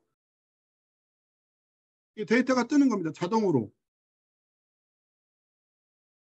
그래서 이 아바타가 지나가면서 이 뜨는 거를 도시마다 이런 아이콘을 만드는 거예요. 전 세계 도시마다 다 이런 형태로 만들어서 그 모든 아이콘들이 이런 형태로 이루어지는 거죠. 그래서 그런 아이콘들이 이제 형성이 되면 결국은 메타버스가 타겟 마케팅이 되면서 프라이버시한 정보를 마케팅을 프로모션을 다 할 수 있고요.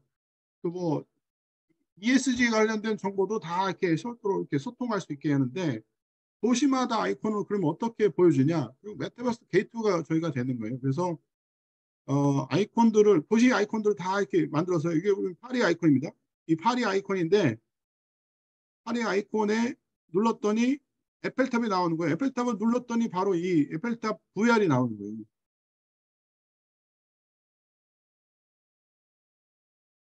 보시면 여기 딱 지나가면 여기 상점이 뜰 겁니다. 여기 보시면 이제 요 상점이 바로 링크를 누르면 이제 연결이 되는 거고요. 그래서 이게 다 VR 개념입니다. 이게 지금 다 아바타들이고요. 그래서 이렇게 만들어지는 것들이 다 진행이 되면 이제 그 데이터들이 서로 소통이 되는 구조가 되는 거죠.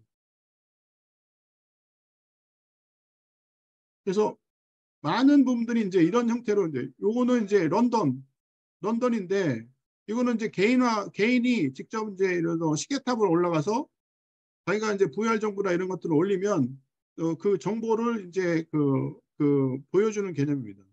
이제 시계탑인데요. 런던 아이콘에서 누르면 그래서 그 이게 좀 시계탑인데 런던에 보면 이 시계탑을 뭐 가보신 분들이 있겠지만 이 저 안에 어떻게 생긴지 잘 모릅니다. 사람들이 저 시계탑 안에 그 어떤 구조로 되어 있는지를 잘 몰라서 어떤 사람인지 들어가서 그 시계탑에 있는 내용들을 이렇게 그 VR로 찍어서 보여주는 겁니다. 이렇게 그래서 이런 형태로 이제 VR이 연결이 되는 거죠. 그래서 시계탑 안에 이제 어떤 모습인지를 여러분들이 다 보여드리는 거예요. 그래서 그 기본적으로 그러면 그 오클랜드도 마찬가지인 거죠. 저희가 이제 아까 말씀드렸잖아요. 노시오하고 오클랜드 마누카 두 개 도메인을 연결해서 여기에 있는 상업적인 빌딩 뭐 모든 것을 도메인화 시켜서 저희가 다 연결하면 이 정보들이 ESG 지수를 만들 수 있는 그게 근간이 돼서 빅데이터로 다 연결이 되는 거예요. 그래서 그것들이 이제 이루어지면 뭐 데이터들은 충분하게 이제 이렇게 활용에 돼서 사람들과 이렇게 이게 환경적인 요소가 되느냐 안 되느냐는 요소를 다 따져서 이제 진행이 되는 거예요. 그래서 그런 부분들이 이제 개인화로 연결되고 개인들이 이걸 쉐어하고 사람들한테 이제 전달하고 이런 것들이 가능하면서 이제 이렇게 연동이 되는 거죠. 이게 이제 그냥 아바타로 이렇게 제인이라는 여자가 지나가면서 이게 보시면 여기 ENC 드림 빌딩 타워를 이렇게 지나갈 때 뭐 이거는 이제 뭐 아바타를 딱 켰을 때 이렇게 자동으로 ENC 드림 타워 나오고 이제 QR이 나옵니다. 그 QR 상품 QR이 나오고 이걸 찍으면 그 짬뽕이 9,000원짜리 짬뽕이 보인다는 거죠. 그래서 이거에 대한 부분들이 이제 중요한 거죠. 그래서 이것들이 바로 이제 시믹스 커넥티브로 연결되는 거죠. 그래서 모든 빌딩과 이런 것들이 도메인들이 다 연동이 돼서 이제 진행이 되는 거죠. 그래서 그런 것들을 이제 뭐 요 도메인을 누가 딸 거냐 이렇게 되는데 여기까지만 제가 오늘 뭐 이론적인 강의를 했습니다.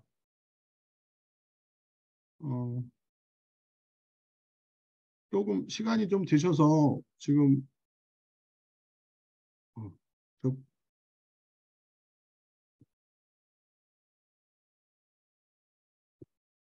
네.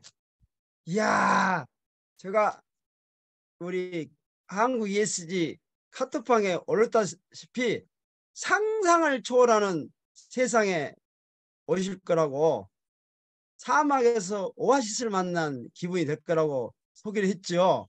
한 번도 경험하지 못한 세상을 만날 것이라고 오늘 정말 그런 세상을 만났습니다. 기존의 일하는 방식과 차원이 다른 그냥 울트라 대혁명의 세상에 여러분 오셨습니다. 그러면 질문 해주시고 또 답변 부탁드립니다.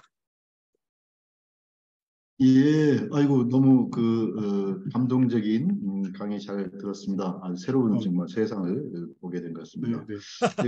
네, 그렇게 된다면 그 ESG 평가나 또는 공무원 실사에 대비하는 그런 기업들도 그 평가 기관과의 그 소통이 아니라 또 사업자와 사업자 간의 또 동종의 유형의 그런 그 기업 간의 소통을 통해서 데이터를 서로 공유하고 또 비교하고 그러면서 정보를 획득해서 발전할 수 있는 그런 계기가 될 수 있으려고 보고 좋은 방법인 것 같고요. 근데 이제 이게 그리고 또 데이터 ESG 평가도 또 이렇게 그 평가 기관만 평가하는 게 아니라 기관 간에 서로 기업 간의 정보가 공유되고 확산되니까 그 과정에서 검증이 되고 그러면서 걸러지면서 투명성과 신뢰성이 높아질 것이라고 봐서 ESG 와싱도 방지될 수 있다라고 보여집니다.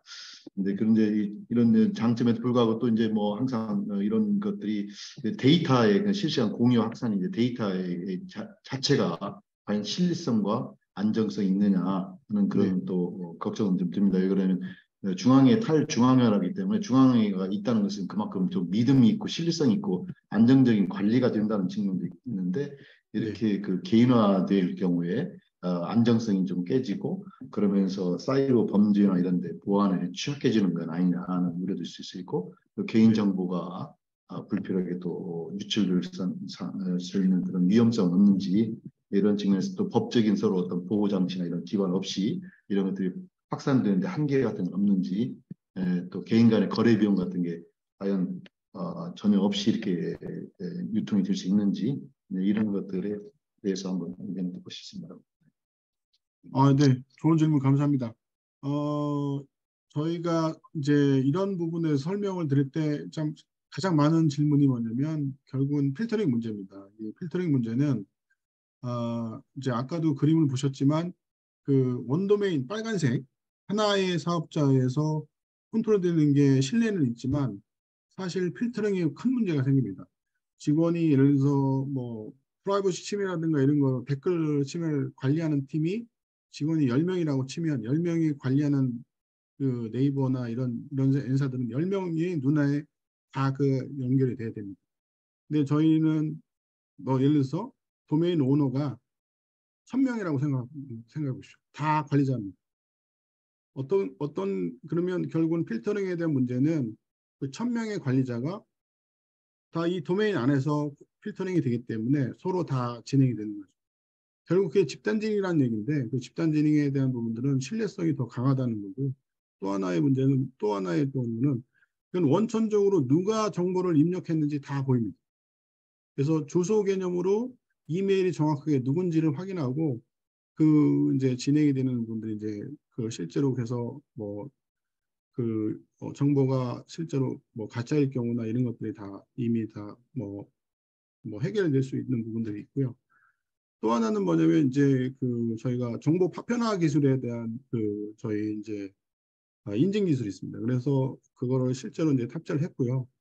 그 탑재는 뭐냐면 그 인증 기술은 자기가 아닌 사람이라도 이렇게 누가 해킹을 하거나 이렇게 들어오면 그 파편화 기술에 의해서 정보가 이렇게 분산됐다가 하나의 정보가 이렇게 그 파편으로 쪼개졌다가 동시에 이렇게 인증이 들어왔을 때는 이게 파편이 다 맞아야 됩니다. 그래서 그게 실제로 굉장히 그 시큐리티한 문제는 다 해결이 됐고요. 또 그런 부분들을 저희가 다 만들어서 진행이 됐습니다. 그 대답이 되셨는지 모르겠습니다. 네. 예, 감사합니다. 네. 그 조덕호 교수님 음소 해제하시고 네, 영상에 다시 질문해 주십시오. 다시. 음소 해제했습니다. 예. 네, 네. 뭐 저는 지금 좀 약간 좀 색다른 질문이 될 수도 있는데 네. 저는 원래 공과대학 교수를 하다가 지금 행정학과 교수를 하고 있습니다. 그래서 이제 하나 여쭤보고 싶은 것은 아주 뭐 제가 볼 때는 이렇게 될 경우에 이제 직장도 어마어마하게 많이 발생하고 여러 가지 이제 많은 이게 사회의 변화가 일어날 텐데 네. 우리가 지금 우리가 이게 화석 연료 시대, 2차 산업혁명까지 화석 연료 시대인데 우리가 4차 산업혁명 시대는 데이터 경제 시대라고 그러잖아요. 네, 네. 예, 그래서 우리가 주유소에 가서 기름을 넣으면은 가스를 넣으면 반드시 우리가 주유비를 내잖아요, 그죠? 그런데 4차 산업 시대 원유가 데이터를 그리면서 개인 데이터를 갖다 쓰면서 전혀 개인 데이터를 사용하는 대가를 지불하지 않아요. 예를 들면 정부가 개인 데이터를 무작위로 갖다 쓰면서 전혀 개인한테 혜택을 주지 않고 기업도 마찬가지고요. 그걸 이제 우리가 역부도 경제라 그러는데 이게 지금 우리 대표님께서 말씀하신 그 내용이 사회과학적으로 전이될 때에 ESG도 마찬가지입니다만은 새로운 데이터 경제학 혹은 역부도 경제학이라는 새로운 사회과학 패러다임을 열 수 있을 것 같은데 네. 제가 이제 그쪽으로 고민을 하고 있습니다만 사실 기술력이 딸려가지고 여러 가지 고민을 하고 있는데 오늘 이제 우리 심 대표님 말씀을 듣고 나니까 야, 이 상당히 기술적으로도 뒷받침이 되겠다. 그런 아주 놀라운 그 배움을 얻었어요. 그래서 소위 말하는 데이터 경제, 소위 아까 이야기했던 사업자, 생산자, 소비자가 일치되는, 다시 한번 내 데이터를 취급하면서 내가 바로 경제 활동이 되고 수익이 되는 새로운 경제학이 펼쳐질 수 있을 것 같아요. 제가 지금 짧은 시간에 이 설명이 제대로 드린지는 모르겠습니다만, 어쨌든 그래서 우리가 시장 경제, 공유 경제, 그다음에 구독 경제.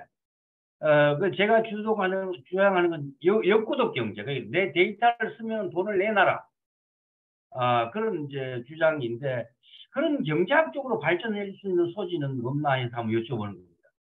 네. 아유, 좋은 질문 감사합니다. 제가 이제 그 도메인 종류 중에 P.K라는 게 있습니다. 그 뭐 예. 이제 P라는 말은 퍼스널의 약자고요. 예. 뭐 CO라고 하는 그는 커머셜의 약자인데 그 P.KR은 퍼스널을 누구든지 그 P.KR을 만들 수 있어요. 그래서 저희가 이제 생각하는 거는 전 국민이 이 P.KR을 가지면 뭐 제가 볼 때는 마이 데이터가 거기서부터 시작이 되는 겁니다. 그래서 그 개인화된 그러니까 그게 저희는 돈벌이가 돼야 된다는 거죠. 근데 제가 이제 그렇죠. 이제 그 다음에 이제 네. 돈이 뭐냐면 P.KR은 저작권이 우선 들어오게 되고 P.KR에서 시작되는 모든 컨텐츠는 누가 클릭 몇 번 했는지 누가 뭐 했는지 사업자로서의 인정을 받아서 돈을 받을 수가 있는 거죠. 제가 지금 그 뭐 사업자로 인정을 받는다는 게 아니라요. 사업을 하는 겁니다.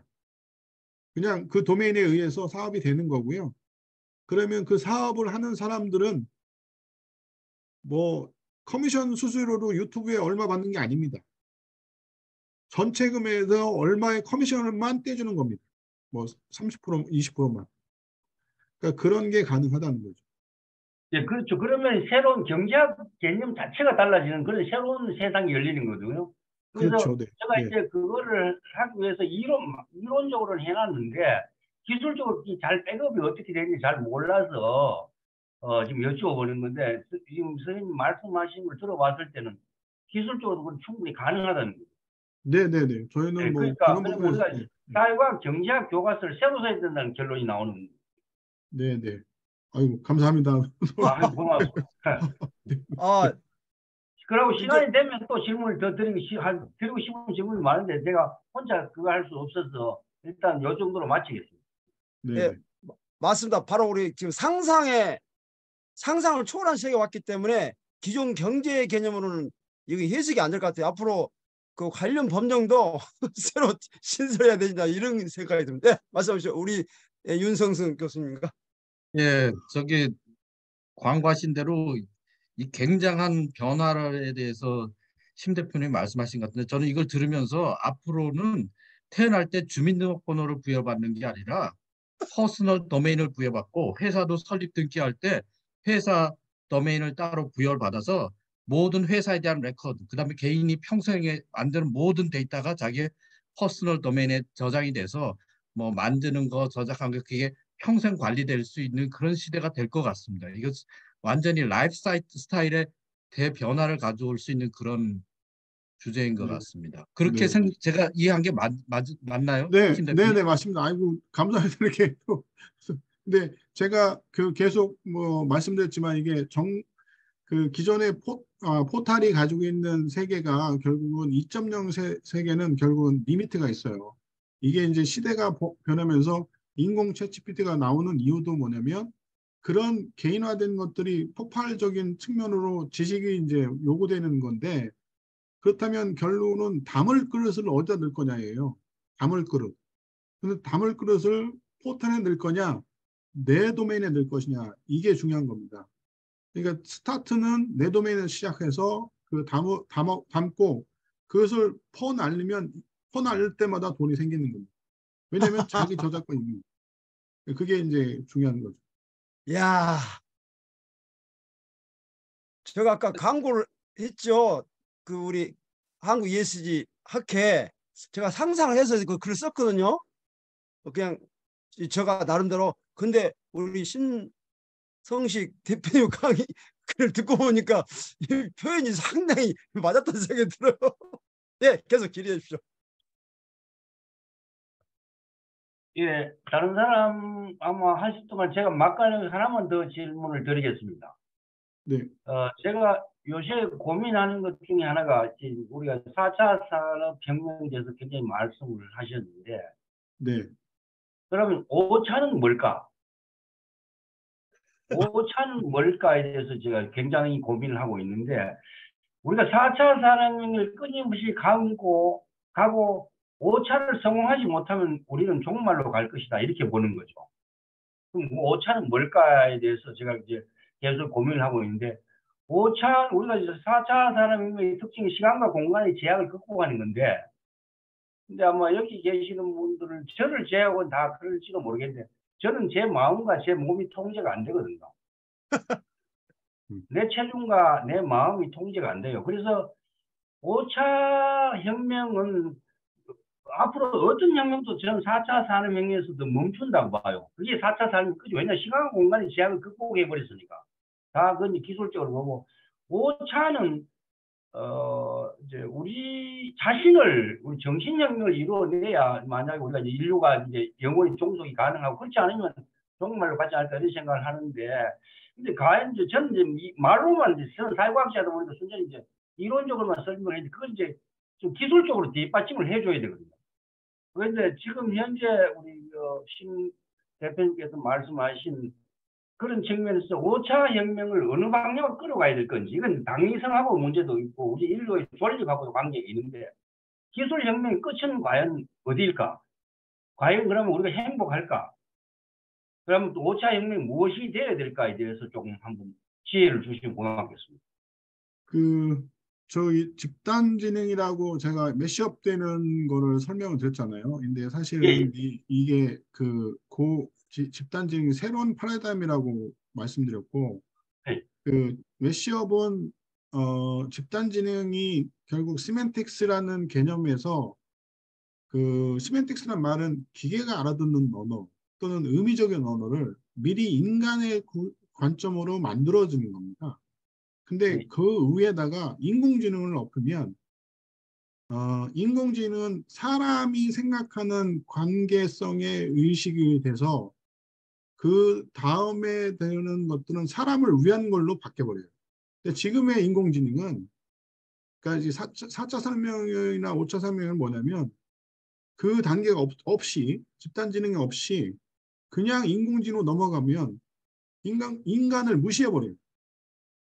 인간을 무시하고 넘어가는 이제 형태가 진행이 되는 거죠. 그러니까 그래서 아까 말씀하십시오. 그래서 좋은 말씀하시는데 그래서 아까 집단지성을 말씀하셨는데 이제 경제적으로는 아까 이야기했던 데이터 경제하고 역구도 경제가 이야기되는 거고요.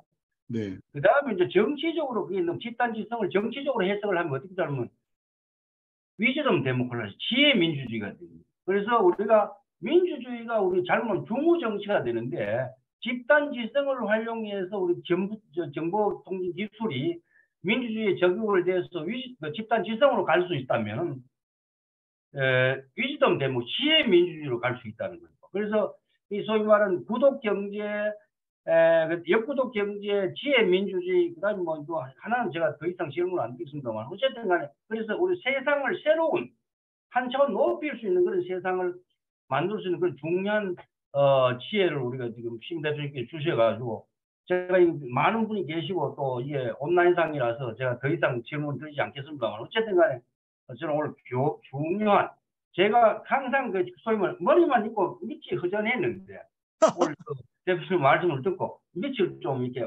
좀 더 확고히 하고 공부를 더 할 수 있는 계기를 마련해 주셔서 고맙습니다. 감사합니다. 네. 감사합니다. 네네. 네네. 네.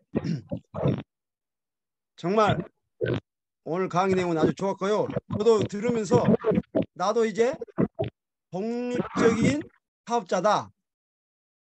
독립적인 사업자다. 그리고 도메인을 가질 수 있다. 아까 우리 조덕구 교수님께서 하신 말씀, 태어날부터 나의 도메인, 나도 사업자다. 그래서 계속 사업자는 이제 이익이 창출되잖아요. 그런 측면에서 계속 질문해 주시기 바랍니다.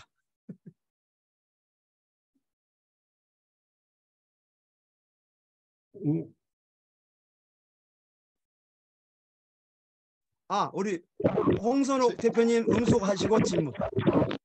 네, 안녕하세요. 저는 포럼 중에 우리 심 대표님하고 여러 가지 얘기도 많이 나누고 질문도 해서 오늘 두 번째 될 때 좀 쉬울 줄 알았는데 또 새로운 내용을 많이 알려주셔서 너무 감사드리고요. 저는 이게 이제 공유경제, 그다음에 이제 집단지성 이런 부분이 제가 오랫동안 활동한 시민과학이나 비영리, 공익 이런 활동하고 너무 개념이 잘 맞아서 상당히 힘이 나는 그런 개념이고 이것이 많이 확산이 되면 좋겠는데 그 대표님 생각하시기에 지금 이것을 이제 많이 시키고자 할 때 장애 요인이 되는 게 뭐가 있을지 또 우리가 부작용으로 우려할 만한 것은 뭐가 있을지 생각하시는 게 있으면 좀 말씀해 주세요. 아, 네. 그 질문 감사하고요. 제가 이제 고민이 뭐냐면 사실 이제 제가 2010년에 이 책을 쓰고 너무 12년을 기다렸는데요. 너무 빨랐습니다. 너무 빨라서 아시겠지만 뭐죠? 먼저 앞서가면 성공한 사람들은 앞서간 사람의 피를 밟고 간다고 하는 말이 있습니다.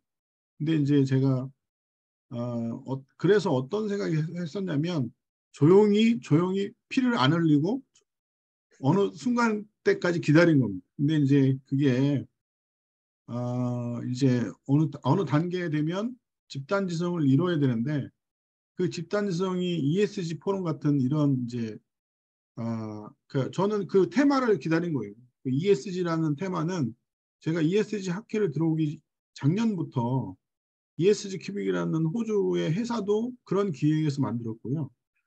결국은 이거는 집단지성의 가장 중요한 테마가 될 수 있다. 결국 그런 테두리 안에서 샘플을 보여주고 선한 의지로 사람들한테 다가가면 충분히 이거는 성공할 수 있는데 이걸 상업적인 이해로 제가 사실은 사업을 하면서도 약간 내가 사단법인이나 재단을 만들어야 되나 싶은 생각, 공의에 대한 부분을 생각했었는데 그거보다는 저는 이제 여러분들이 이런 것들을 집단지성을 하는 어떤 대표성으로서 좀 두각을 나타내서 그렇게 좀 선도적인 역할을 좀 하시면 충분히 그런 것들을 하지 않을까 싶은 생각이 듭니다. 그래서 이런 사례가 중요하다고 저는 보고 있고요. 그래서 저는 심플하게 말씀드리는 게 이렇게 그냥 아니라 호주에 있는 그런 ESG 큐빅이라는 회사가 집단에 관련된 지성으로 ESG 학회가 평가할 수 있는 토대를 다 마련해 드릴 테니까 다 개인 주소를 가지시고 도메인을 다 가지셔서 평가를 하시라는 거예요. 기업이든 어떤 평가하고 피드백을 주시면 저희는 그 밑에 지수를 다 만들어야 되겠다는 거예요. 그래서 표본이 되시고 이런 것들이 심플하게 만들어지면 샘플이 될 거고 그 샘플이 되면 결국 사람들은 팔로우로 리더가 결국은 나가니까 뒤에 있는 사람들이 이제 따라오게 되는 그런 개념이 돼서 결국은 이제 중요한 이슈는 샘플이 돼야 되죠. 그래서 그게 이제 제가 중요한 이제 이슈라고 저는 생각합니다.